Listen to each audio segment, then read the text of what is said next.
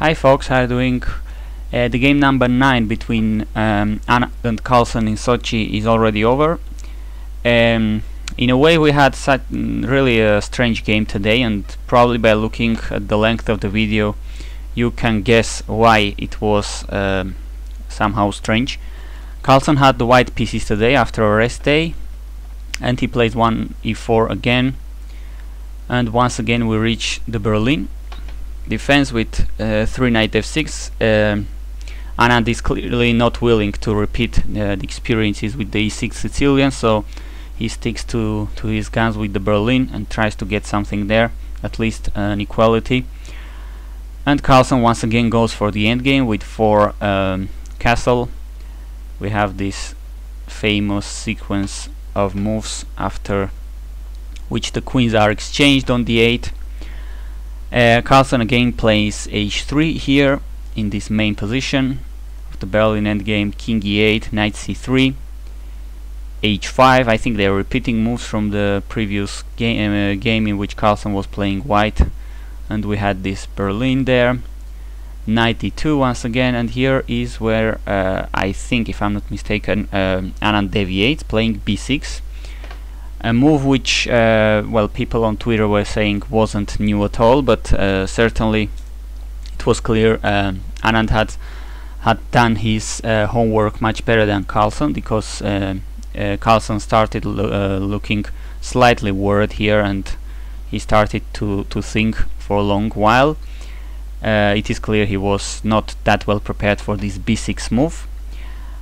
Finally he played rook d1, and bishop a6 was played by Vichy.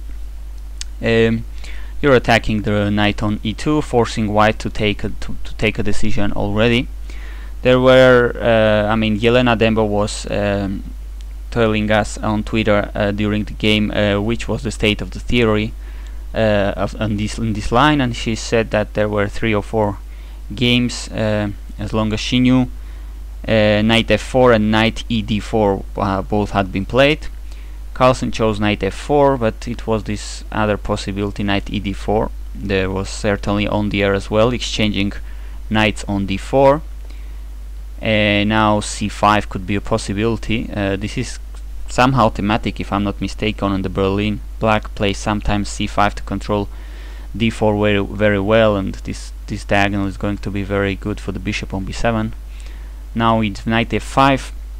Black had these funny maneuvers with the bishop suggested by the computer. I really struggle to understand the position here. Bishop e2, and if something like rook e1, bishop c4, and if you play something like b3, bishop goes to e6. Now that's a trip by the bishop, going to e6, now attacking the knight.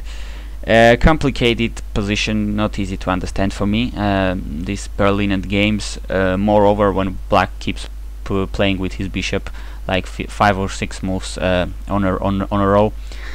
This was certainly another complex possibility, but Carlsen went with the more principled, maybe the more natural looking knight f4. He's already kind of threatening to push e6 to cause some problems due to this black king. So far they were following, by the way, once again tweeted by Yelena Dembo, the game Lenier Dominguez from Cuba, Ruslan Ponomarov from Ukraine, 2012, where apparently white crushed Ponomarov there.